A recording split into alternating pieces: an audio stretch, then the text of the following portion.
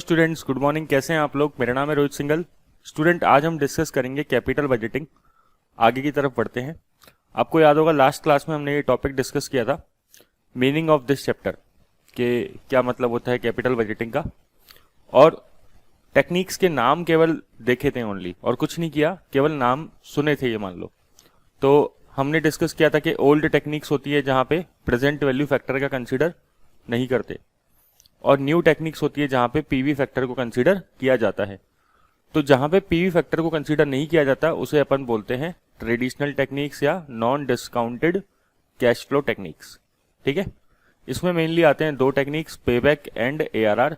इनको आज अपन क्लास में डिस्कस करेंगे।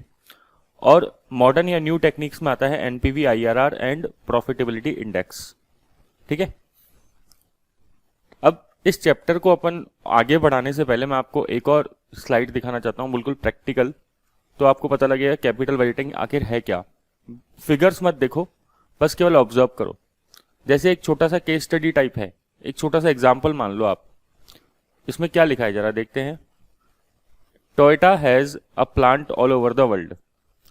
टोयोटा आपको पता है कार मैन्युफैक्चरिंग कंपनी है। In 2019 the company announce a plan to invest $13 billion over the next 5 years to expand in. अब ये अलग अलग सिटीज है, ठीक है, ये एरियाज है, ये मिसौरी, वर्जीनिया, ये सब यूएस के एरियाज हैं। The investment would lead to greater production of the company hybrid version of the RAV4 and Lexus E7 ES। ये सब ना देखो नाम, बस आप ये सोचो कि कंपनी जो है $13 बिलियन का इन्वेस्ट करने जा रही है अपने नेक्स्ट 5 years के अंदर, और इस एरिया में एक्सपेंशन करेगी। ठीक है, और कंपनी कोई व्हीकल लॉन्च कर रही है hybrid. This announcement came about 1 month after Toyota announce a joint venture with the Panasonic to produce electric car batteries. The joint venture would focus on producing solid state batteries which are small, lighter and safer than lithium ion batteries currently in use. तो अभी जब car बनाते हैं तो उसमें lithium ion batteries use होती है, but ये लोग क्या है, सॉलिड स्टेट बैटरीज यूज कर रहे हैं। Toyota decision to expand its plant is an example of capital budgeting decision. केवल आप ये सारी समरी छोड़ के आप ये समझो कि टोयोटा जो प्लांट लगा रही है, एक्सपेंड कर रही है अपना, इलेक्ट्रिक व्हीकल्स, हाइब्रिड व्हीकल्स की तरफ बढ़ रही है, ये है क्या, एक कैपिटल बजटिंग डिसीजन है।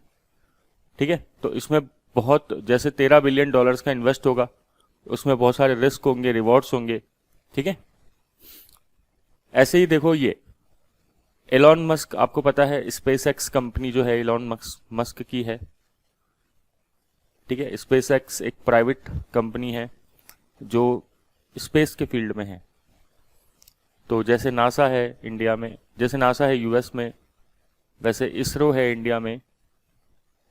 ठीक है, बट ये जैसे गवर्नमेंट एजेंसी है वैसे ही स्पेस एक्स एक प्राइवेट एजेंसी है। आपने नाम सुना होगा एलॉन मस्क का।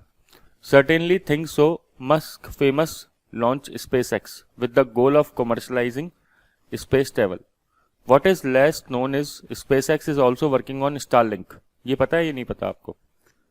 स्टारलिंक क्या है? स्टारलिंक ये है कि स्पेस एक्स के जो ओनर हैं ये एलॉन मस्क, ये स्पेस के अंदर बहुत सारी सैटेलाइट्स लगाएंगे, बहुत सारी सैटेलाइट्स। करीबन कितनी सैटेलाइट लगाएंगे? 30,000 सैटेलाइट लगाएंगे। इससे पूरे वर्ल्ड में जो इंटरनेट कनेक्शन होगा वो फ्री प्रोवाइड होगा। ठीक है, इस प्रोजेक्ट का बहुत ज़्यादा फायदा है कि भाई इंटरनेट कनेक्शन फ्री प्रोवाइड हो रहा है सबके लिए। इसमें जो कॉस्ट आ रही है वो $60 बिलियन आ रही है कंपनी की, with additional $12 billion each two year to replace outdated satellites. But company को इससे कुछ ना कुछ फायदा भी होगा।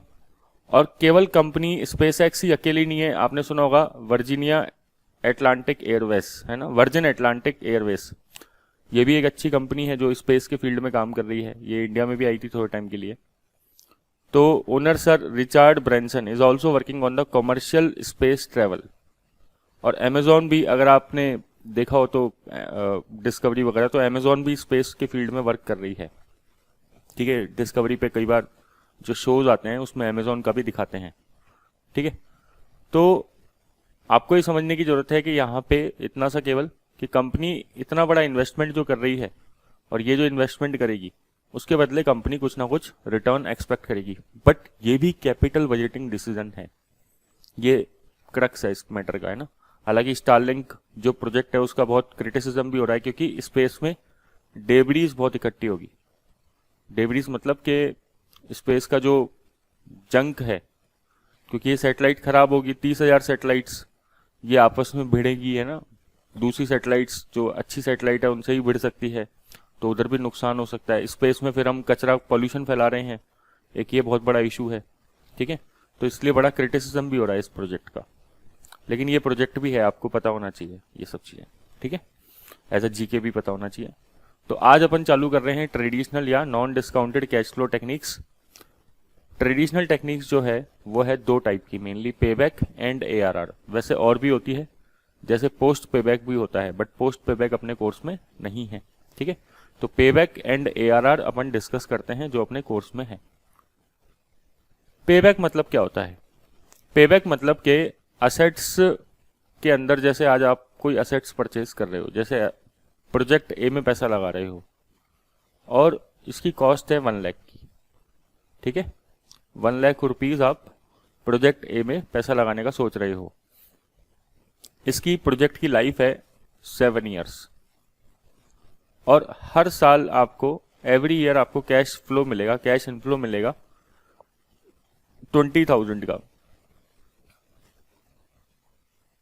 बताओ कितने साल में ये प्रोजेक्ट जो है उसकी कॉस्ट रिकवर हो जाएगी? कितने साल में प्रोजेक्ट की कॉस्ट रिकवर हो जाएगी, बता सकते हो क्या? बिल्कुल सिंपल है सर, 1 लाख डिवाइडेड बाय 20,000, तो ये 5 ईयर्स हो गया। ये होता है पेबैक। इसे क्या बोलते हैं? पेबैक। जैसे सिंपल देसी भाषा में कहूँ तो कितने साल में एसेट्स फ्री हो जाएगी, बोलते हैं ना अपन ऐसे घर में कि भाई मेरी एसेट्स तो इतना पैसा दे चुकी है कि अब ये फ्री हो चुकी है, ठीक है। तो भले ही इस एसेट की लाइफ 7 साल है, लेकिन 5 साल में एसेट हमारे लिए फ्री हो जाएगी, क्योंकि 1 लाख रिकवर हो जाएगा। तो इसे कहते हैं पेबैक। बताओ फॉर्मूला क्या हुआ? फॉर्मूला हुआ cost divided by annual cash inflow, ठीक है। अगर हर साल कैश इनफ्लो 20,000 है तो फॉर्मूला क्या हुआ? Cost divided by annual cash inflow. लेकिन ये भी हो सकता है कि हर साल कैश इनफ्लो अलग अलग हो, ठीक है। पहले साल 20,000, फिर सेकेंड ईयर 25,000, फिर थर्ड ईयर 30,000, फिर फोर्थ ईयर 27,000, ऐसे करके 7 ईयर्स तक कैश इनफ्लो कुछ भी हो सकता है। तो उस केस में पेबैक कैसे निकालते हैं, डिस्कस करते हैं। बट पेबैक का आपको एक मोटा मोटा मतलब समझ में आया कि कितने साल में असेट्स की कॉस्ट रिकवर हो जाएगी। इससे क्या फ़ायदा रहता है? इससे ये फ़ायदा रहता है कि हमें पता रहता है कि हमने जो अपनी कॉस्ट लगाई थी वो लिक्विडिटी वाइज प्रोजेक्ट कितना अच्छा है। लिक्विडिटी वाइज प्रोजेक्ट कितना अच्छा है कि 5 साल में देखो हमारी कॉस्ट रिकवर हो गई। लेकिन इसमें सबसे बड़ा नुकसान क्या है? इसने टाइम वैल्यू ऑफ मनी को इग्नोर कर दिया। कर दिया ना। देखो हर साल 20,000 मिल रहे हैं, बट पैसा तो आज लगा रहे हो 1 लाख, ठीक है। तो 1 लाख आज लगा रहे हो, लेकिन हर साल 20,000 मिल रहे हैं। तो आपने क्या कहा कि 5 साल के अंदर प्रोजेक्ट फ्री हो गया। बट हर साल अगर 20,000 मिलेंगे तो उन 20,000 की वैल्यू आज के 1 लाख के हिसाब से अपन कंपेयर नहीं कर सकते, क्योंकि ये तो आज लगा रहे हैं अपन टुडे प्रेजेंट में, और ये सब पैसा जो मिलेगा वो फ्यूचर में धीरे धीरे अगले अगले साल एक एक साल करके मिलेगा। तो इशू है ना यहाँ पे, ये टाइम वैल्यू ऑफ मनी को कंसिडर नहीं करता। इसीलिए तो अपन इस मेथड को क्या बोलते हैं? ट्रेडिशनल मेथड, कि हाँ पुराना मेथड है, पुराने ज़माने का मेथड है, और non discounted cash flow technique.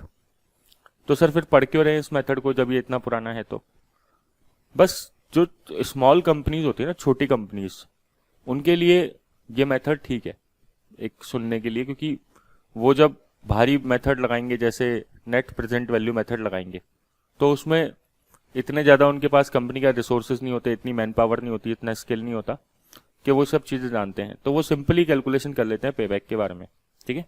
तो पेबैक मेथड क्या है? सिंपल है, इजी टू अंडरस्टैंड है, ये सब इसके फायदे हैं। लेकिन सबसे बड़ा नुकसान क्या है कि ये non discounted cash flow technique use करता है, मतलब टाइम वैल्यू ऑफ मनी को इग्नोर कर देता है, ठीक है। तो पेबैक, अच्छा एक चीज़ और बताओ, जैसे एक प्रोजेक्ट है ए और एक प्रोजेक्ट है बी, ठीक है। प्रोजेक्ट ए की जो कॉस्ट है वो है 1 लाख, बी की कॉस्ट है 1 लाख। क्लियर। अब कैश इनफ्लो जो है इसका है 20,000 पर एनम और इसका है 50,000 पर एनम। बताओ। और लाइफ जो है दोनों की 7 ईयर्स है। 7 ईयर्स 7 ईयर्स। बताओ भाई इसका पेबैक बताओ। इस प्रोजेक्ट का पेबैक कितना आएगा? 5 ईयर्स। 1 lakh divided by 20,000। इसका कितना आएगा? 2 ईयर्स। अब बताओ कौन सी मशीन या कौन से प्रोजेक्ट में हमें पैसा इन्वेस्ट करना चाहिए? सर प्रोजेक्ट बी अच्छा लग रहा है। क्यों? क्योंकि देखो प्रोजेक्ट ए में 5 साल का समय लग रहा है पैसा रिकवर करने में, बट प्रोजेक्ट बी में केवल 2 साल में पैसा रिकवर हो रहा है। तो project B is better than project A, right? तो जितना जल्दी पैसा रिकवर हो उतना अच्छा है। लेकिन आपको ये भी चीज समझनी पड़ेगी इसमें कि यहाँ पे time value of money ignore हो रहा है। ठीक है, दोनों ही केस में। अच्छा, तो अगर आपसे पूछे कि पेबैक में सर डिसीजन रूल क्या है, डिसीजन क्राइटेरिया क्या है, ठीक है, तो जिसका पेबैक शॉर्टर होता है, जैसे ये 2 ईयर्स, वो प्रोजेक्ट अच्छा है, हम उसको एक्सेप्ट करेंगे। ठीक है, क्लियर क्या? तो कई बार हमसे डिसीजन क्राइटेरिया पूछता है तो हमें पता होना चाहिए। तो पेबैक मेथड क्या है कि कितने साल में इनिशियल इन्वेस्टमेंट जो है वो रिकवर हो जाएगा। मतलब आप कह सकते हो एक तरीके से ब्रेक इवन पॉइंट है कि हमारी कॉस्ट कब रिकवर हो रही है। ब्रेक इवन पॉइंट यही तो होता है कि हमारी कॉस्ट कब रिकवर होगी। और डिसीजन रूल क्या है कि जितना पेबैक शॉर्टर होगा उतना अच्छा है। अब मान लो अगर एक ही प्रोजेक्ट होता, जैसे सपोज करो ओनली प्रोजेक्ट कौन सा है हमारे पास? ए, बी है ही नहीं, तो हम क्या करते? अब जैसे प्रोजेक्ट ए का जो पेबैक आया वो 5 साल आया, हम कंपनी का कुछ टारगेट देखते। मान लो कंपनी का जो टारगेट है वो है 4 ईयर्स। कंपनी ने अपने आप एक बेंचमार्क सेट कर रखा है, एक टारगेट सेट कर रखा है कि 4 साल में अगर कॉस्ट रिकवर हो जाए तब तो ये प्रोजेक्ट अच्छा है, वरना नहीं। ठीक है, तो बताओ अब इस प्रोजेक्ट में इन्वेस्ट करेंगे नहीं करेंगे? कब नहीं करेंगे? क्यों नहीं करेंगे? क्योंकि ये प्रोजेक्ट 5 साल में पैसा रिकवर करके दे रहा है, बट कंपनी का टारगेट जो है वो केवल 4 साल का था। ठीक है, ऐसा कब होता है? जब जनरली केवल एक ही प्रोजेक्ट होता है, और जब 2 प्रोजेक्ट होता है तो क्या करते हैं? तो हम या तो कंपनी का टारगेट भी हो सकता है गिवन, या फिर सिंपल लोअर द बेटर। जैसे यहाँ पे 2 साल प्रोजेक्ट बी में, क्योंकि ऐसे सिंपल अपन ने एग्जांपल लिया था ना अभी, वैसा ही, तो 2 साल के अंदर पैसा रिकवर हो रहा है, तो दोनों में से लोअर किस में है? प्रोजेक्ट बी में, तो 2 साल वाला बेटर है। तो डिसीजन रूल क्या है? Project with a payback shorter than the target payback और a cut off period are accepted. तो टारगेट पीरियड जैसे मान लो, इसको एक बार इग्नोर कर देते हैं, टारगेट पीरियड मान लो 4 साल है, तो हम कंपनी का अगर इसका पेबैक पीरियड 3 साल होता तो हम एक्सेप्ट करते, बट क्योंकि 5 साल है तो हम एक्सेप्ट नहीं करेंगे, छोटा होना चाहिए। ठीक है, और अगर लॉन्गर है तो हम एक्सेप्ट नहीं करेंगे, रिजेक्ट मार देंगे। जैसे यहाँ पे लॉन्गर आ रहा है, ठीक है, यहाँ पे 5 साल आ रहा है, बट हमने टारगेट क्या सोचा था? 4 साल का, तो हम एक्सेप्ट नहीं करेंगे। सिंपल है, कंफ्यूज होने की जरूरत नहीं है। तो फॉर्मूला क्या हुआ? अगर कैश फ्लो बराबर है तो initial cost divided by annual cash inflow. जैसे हर साल आपको 20,000 पैसा मिलेगा और इनिशियल कॉस्ट आपकी कितनी है? 1 लाख, तो पेबैक कितना आ गया? 5 साल का। राइट और रॉन्ग? राइट, सिंपल है। अच्छा, अब जैसे ये एग्जांपल, ये बुक का एग्जांपल है, एक प्रोजेक्ट है 25,000 की इनिशियल इन्वेस्टमेंट है और एनुअल कैश इनफ्लो कितना है? 5,000 का फॉर 10 ईयर्स। लाइफ मतलब 10 साल होगी प्रोजेक्ट की, तो पेबैक कितना हो गया? 5 साल का। ठीक है, अब भले ही लाइफ 10 ईयर्स है, बट इसका पेबैक कितना है? 5 साल। तो बढ़िया चीज़ है अगर 5 साल में कॉस्ट रिकवर हो रही है तो। बट इसमें डिसीजन क्राइटेरिया कुछ नहीं ले सकते अपन, क्योंकि कट ऑफ पीरियड नहीं गिवन। मान लो कट ऑफ पीरियड गिवन होता 7 साल का, कि कंपनी 7 ईयर्स का मिनिमम, 7 ईयर्स में मतलब कंपनी सोचती है कि 7 साल के अंदर मैक्सिमम अपना कॉस्ट रिकवर हो जाना चाहिए, तो यहाँ पे तो 5 साल में हो रहा है, तो प्रोजेक्ट अच्छा है। ठीक है, तो ये कोई रटने की जरूरत नहीं है, बस केवल कॉमन सेंस से सोचना पड़ेगा आपको।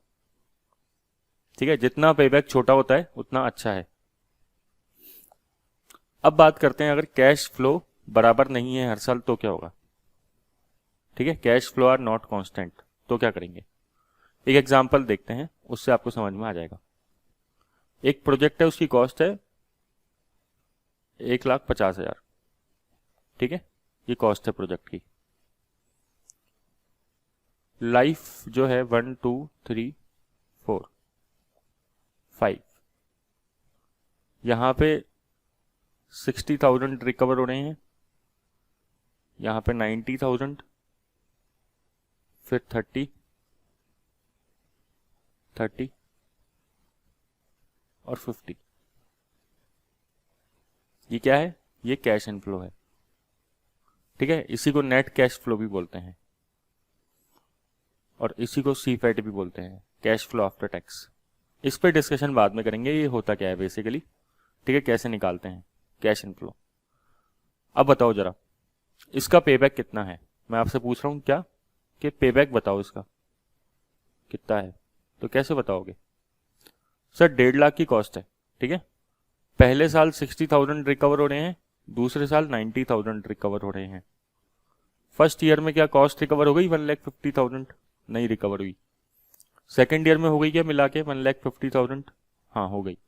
60 + 90 150 हो गया ना रिकवर, तो हो गया। समझ में आ रहा है।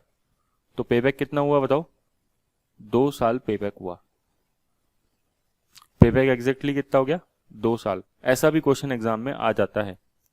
सबसे पहला क्वेश्चन कैसा आता है कि कॉस्ट जो है 1 लाख, हर साल कैश इनफ्लो 20,000 का, बताओ पेबैक कितना हुआ। पेबैक हुआ 5 साल का, खत्म कहानी।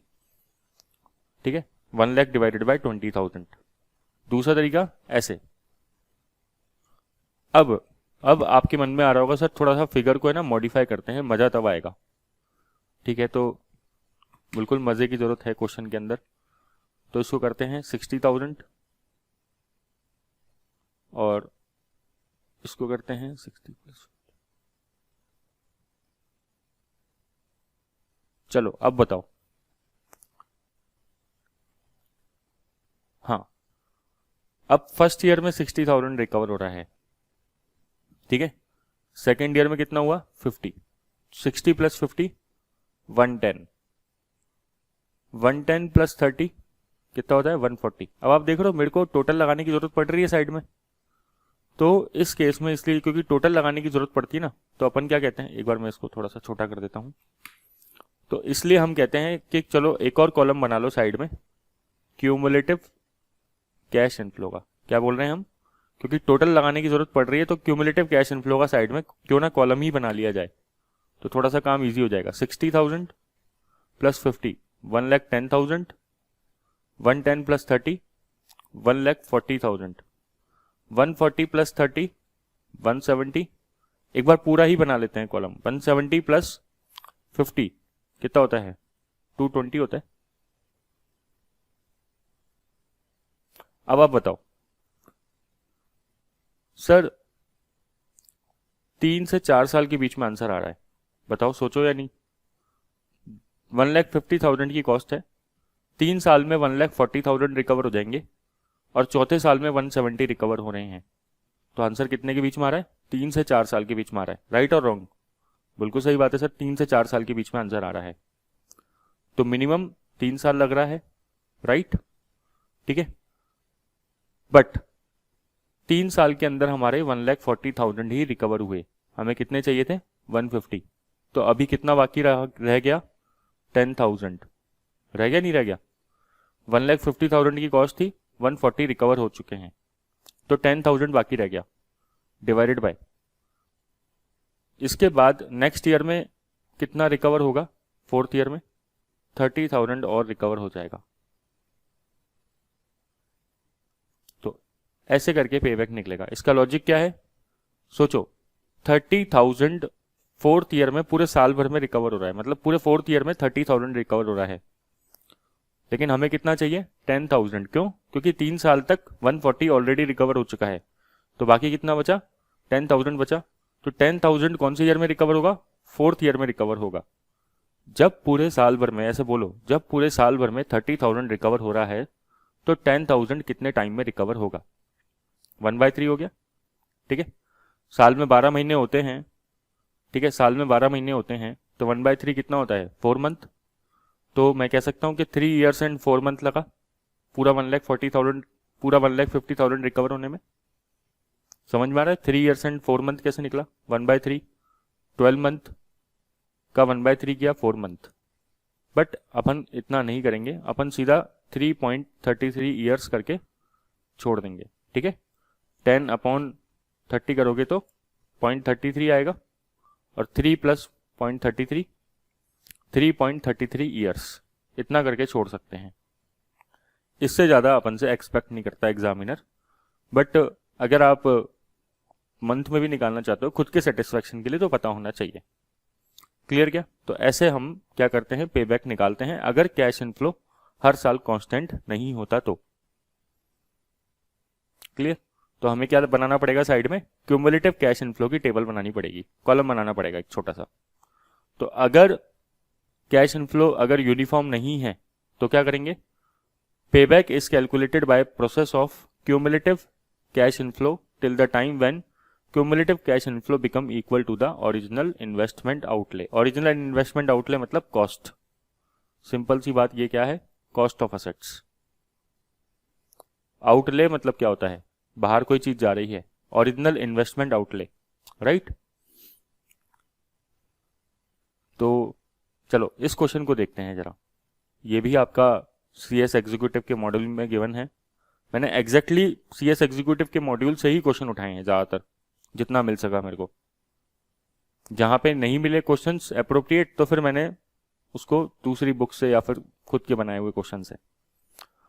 If a project need a initial investment of ₹25,000, annual cash inflow कितना है, 5 साल का गिवन है अपने पास।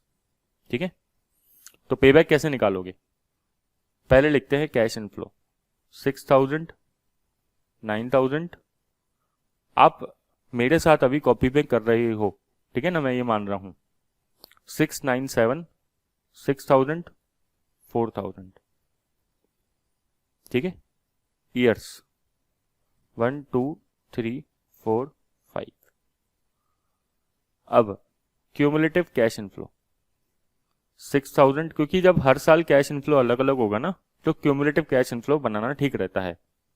6 + 9 5,000, 15,000, 15 + 7 22, 22 + 6 28। देख रहे हो अब आप, 25,000 यहाँ पे रिकवर हो गया 3 से 4 साल के बीच में, है ना। बट फिर भी आगे वाला कॉलम भर देते हैं, आगे वाला लाइन भर देते हैं, रो 32,000 हो गया। ठीक है, 28 + 4 32। क्यूमुलेटिव करना कोई बड़ी बात नहीं है आपके लिए, सिंपल है। तो अब देखते हैं मिनिमम कितने साल लगेंगे। 25,000 की कॉस्ट है, मिनिमम 3 ईयर्स लगेंगे, राइट। 3 सालों में कितनी कॉस्ट वसूल हो जाएगी, 22,000 वसूल हो गए, 25,000 रिक्वायर थे, तो अभी भी कितने बाकी हैं 3,000। ठीक है, 3,000 जो रिक्वायर है वो फोर्थ ईयर में रिकवर होगा। फोर्थ ईयर में इंडिविजुअली कितना मिल रहा है 6,000।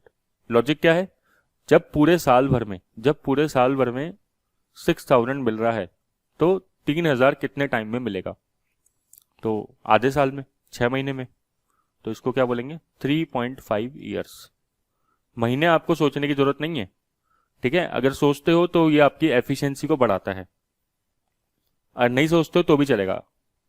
ठीक है, ये जो हमने किया, इसको टेक्निक को शॉर्ट में बोल सकते हैं इंटरपोलेशन। क्या बोल देते हैं इसको, इंटरपोलेशन, कि हमने इंटरपोलेशन करके निकाला है। तो जैसे यहाँ पे लिखा है ना कि in such case cumulative cash inflow will be calculated and by interpolation exact payback can be calculated. ठीक है, तो ये मॉड्यूल का आंसर है। मॉड्यूल में इस तरीके से आपका टेबल बना रखा है, बट हमने कर लिया ऑलरेडी। तो बताओ क्या डिसीजन रूल है पेबैक मेथड का, कि हम प्रोजेक्ट को तब एक्सेप्ट करेंगे जब पेबैक क्या होगा, is less than the maximum setup by the management. मतलब मैनेजमेंट ने जो बेंचमार्क सेट किया है उससे कम होना चाहिए। अब जैसे यहाँ पे अपना पेबैक निकला 3.5 ईयर्स, मैनेजमेंट ने बेंचमार्क सेट किया है कि 3 साल होना चाहिए कॉस्ट रिकवर। तो बताओ हम इस प्रोजेक्ट में पैसा लगाएंगे नहीं लगाएंगे? नहीं लगाएंगे, हम इस प्रोजेक्ट में पैसा नहीं लगाएंगे। बट अगर ये मैनेजमेंट ने सेट किया होता बेंचमार्क 4 साल का, कि 4 साल में कॉस्ट रिकवर हो जानी चाहिए ज़्यादा से ज़्यादा, हमारी तो 3.5 में ही हो रही है, तो ये तो अच्छी बात है। ठीक है क्या है एडवांटेजेस बताओ पेबैक पीरियड के, कि easy to understand, easy to calculate. जब एनपीवी मेथड समझ में आएगा, जब एनपीवी मेथड पढ़ेंगे तो आपको समझ में आएगा ये इजी क्यों था पेबैक मेथड, है ना। पेबैक बहुत सिंपल है, कुछ भी नहीं करना आपको, आसानी से हो जाता है। It is ideal in deciding cash investment in a foreign country with a volatile dynamic political position where long term projection of political stability is difficult. समझे बात को क्या बोल रहा है। एक ऐसी कंट्री है जहां पे बहुत ज्यादा पॉलिटिकल इनस्टेबिलिटी रहती है, जैसे जैसे सीरिया है, अफगानिस्तान है। तो अब यहाँ पे अगर मान लो, पहली बात तो ये कि कोई भी पर्सन इन जगहों पे इन्वेस्ट नहीं करना चाहेगा। कोई भी बड़ी कंपनी अपना प्रोजेक्ट डालने से पहले 100 बार सोचेगी, बट फिर भी अगर कभी डालना पड़ गया, ठीक है, तो कंपनी क्या सोचेगी, यार जल्दी से जल्दी जान छुड़ा के भाग जाए यहाँ से, फटाफट से कॉस्ट रिकवर हो जाए। ठीक है, तो उस केस में पेबैक काम में आ सकता है, राइट। उस केस में क्या काम में आ सकता है, पेबैक, कि कितने साल में पैसा रिकवर हो रहा है, जल्दी से जल्दी हो रहा है क्या। तो चलो, अब जहां पे टेक्नोलॉजिकल ऑप्शुलेंस ज्यादा होता है वहां पे पेबैक पीरियड ज्यादा काम में आता है। ठीक है, क्यों? क्योंकि टेक्नोलॉजी है, जल्दी जल्दी बदलती है। तो अपन मान लो टेक्नोलॉजिकल चीजों में पैसा इन्वेस्ट कर रहे हैं बहुत ज्यादा, तो अपन को पता है उसकी लाइफ बहुत लंबी नहीं है, बहुत जल्दी वो खत्म हो जाएगा। जैसे पहले एआई नहीं चलता था, आर्टिफिशियल इंटेलिजेंस नहीं चलता था, बट अब क्या है, एआई का जमाना आ गया है, आर्टिफिशियल इंटेलिजेंस चल रहा है, तो बाद में उससे भी एडवांस कोई चीज आ सकती है। ठीक है, तो और ये मेथड क्या है, लिक्विडिटी का अच्छा इंडिकेटर है। लिक्विडिटी मेन मैंने बताया था ना, जल्दी पैसा रिकवर हो रहा है। डिसएडवांटेजेस क्या है, डिसएडवांटेज क्या है कि टाइम वैल्यू ऑफ मनी को ये प्रोजेक्ट, ये मेथड इग्नोर कर देता है। जैसे देखो ये क्वेश्चन देखो आप, अब इसमें क्या है कि 2 प्रोजेक्ट है, प्रोजेक्ट ए प्रोजेक्ट बी, इसकी कॉस्ट दोनों की सेम है। जरा पेबैक निकालना इसका, तो 5 + 4 9, क्योंकि ईयर्स अलग अलग, ईयर्स में कैश इनफ्लो अलग अलग है, तो अपन को क्यूमुलेटिव करना पड़ेगा। ऐसे ही करते हैं क्या क्या क्यूमुलेटिव, बिना टेबल बनाए। 5 + 4 9, 9 + 3 12, 12 + 2 14। तो एग्जैक्टली 14,000 का जो है 4th ईयर में कैश इनफ्लो हो रहा है लास्ट टोटल मिला के, और 14,000 ही हमारी कॉस्ट है। तो एग्जैक्टली पेबैक कितना आ गया, 4 ईयर्स। सही है नहीं है भाई। 5 + 4 9, 9 + 3 12, 12 + 2 14, 14,000 हमने लगाया, और 14,000 एग्जैक्टली जो है 4 साल में रिकवर हो रहा है, तो पेबैक 4 ईयर्स। 2 + 3 5, 5 + 4 9, 9 + 5 14, पेबैक इधर भी कितना आया, 4 ईयर्स। ठीक है, क्योंकि देखो 2 + 3 5, 5 + 4 9, 9 + 5 14, तो इधर भी एग्जैक्टली पेबैक कितना आया, 4 ईयर्स। ठीक है, इधर भी 4 ईयर्स। बताओ पेबैक मेथड के हिसाब से दोनों में से कौन सा प्रोजेक्ट अच्छा है। सर दोनों ही बराबर हैं, लेकिन अगर आप समझदार व्यक्ति हैं तो आप कौन से प्रोजेक्ट में पैसा इन्वेस्ट करना चाहेंगे। दोनों में देखो इनफ्लो बराबर हो रहा है, 14,000 इधर हो रहा है, 14,000 इधर हो रहा है। तो अगर आप समझदार व्यक्ति हैं तो आप इस प्रोजेक्ट में पैसा लगाएंगे, प्रोजेक्ट ए में। क्यों? क्योंकि देख रहे हो आप, इधर पैसा जल्दी रिकवर हो रहा है। 5,000 पहले रिकवर हो रहा है, फिर 4 हो रहा है, फिर 3 हो रहा है, फिर 2 हो रहा है। इसने कुछ नहीं किया, फिगर्स को उल्टा कर दिया। देखो समझ में आया। तो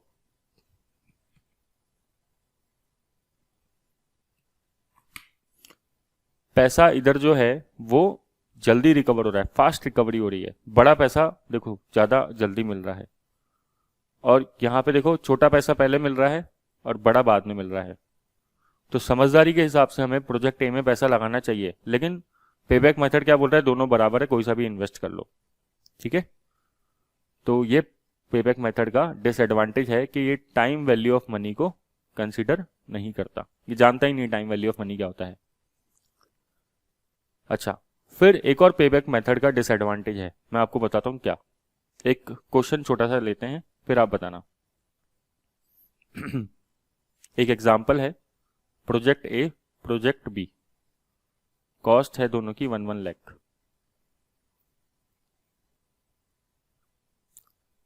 कैश इनफ्लो ईयर्स 1 2 3 4, 50,000 50,000 2,000 एंड 2,000। ठीक है, इधर जो आ रहा है वो आ रहा है 40,000 40,000 20,000 एंड 50,000। चलो पेबैक निकालो इन दोनों का। ये दो प्रोजेक्ट है, एक प्रोजेक्ट ए है एक प्रोजेक्ट बी है। ठीक है, ये 2,000 लिखा हुआ है, 20 नहीं है ये ना। अब आप बताइए इसमें पेबैक क्या आएगा। प्रोजेक्ट ए में पेबैक बताओ, ऊपर लिख देता हूँ, जगह नीचे नहीं है इसलिए। पेबैक पीरियड में वो प्रोजेक्ट ए में पेबैक आएगा 2 ईयर्स। क्यों? 50,000 50,000 1 लाख की कॉस्ट है, तो 2 साल में रिकवर हो गया। ठीक है, प्रोजेक्ट बी में पेबैक कितना आएगा बताओ। 1 लाख की कॉस्ट है, 40 + 40 80, 80 + 20 1 लाख, तो कितना आ गया 3 साल। ध्यान सुनना, क्वेश्चन क्या है, पेबैक मेथड के हिसाब से कौन सा प्रोजेक्ट अच्छा है। According to payback method which project is better, ये वाला। क्यों? क्योंकि कॉस्ट जल्दी रिकवर हो रही है। हमने डिसीजन क्राइटेरिया पढ़ा था ना कि जितना कम पेबैक होगा, जितना छोटा पेबैक होगा उतना बढ़िया है, 2 साल में ही रिकवर हो गया। बट अगर मैं आपको बोलूं कि आपने कोई भी मेथड नहीं पढ़ा, कुछ भी नहीं पढ़ा, आप एक सामान्य व्यक्ति हो, बिल्कुल कॉमन सेंस है बस आपके अंदर, तो आप बताओ आप कौन सा प्रोजेक्ट में पैसा इन्वेस्ट करते। तो आप प्रोजेक्ट बी में पैसा इन्वेस्ट करते। क्यों? क्योंकि देखो, अगर एक सिंपल कैलकुलेशन करें, 50,000 + 50,000 1 लाख, 1 लाख + 4,000, 1 लाख 4,000 इधर टोटल मिल रहा है। ठीक है, और इधर कितना मिल रहा है 40 40, ये 1 लाख 50,000 इधर मिल रहा है। टोटल बात करें तो इधर 150 मिल रहा है और इधर 104 मिल रहा है, तो इधर 4,000 एक्स्ट्रा मिल रहा है और इधर 50,000 एक्स्ट्रा मिल रहा है। समझ रहे हो, कॉस्ट देखो कितनी है। तो हमें कौन से प्रोजेक्ट में पैसा इन्वेस्ट करना चाहिए अगर बिल्कुल अपन कोई पेबैक मेथड नहीं पढ़ा हो तो? प्रोजेक्ट बी में। लेकिन पेबैक मेथड क्या बोल रहा है, प्रोजेक्ट ए में पैसा इन्वेस्ट करो। इशू क्या आ रहा है बताओ, इशू ये ऐसा क्यों अराइज हो रहा है, फिगर्स मैंने ऐसे कैसे दिए आपको, ये मैंने क्या सोच के दिया है कि पेबैक मेथड है ना, ध्यान से सुनना क्या बोलने जा रहा हूं।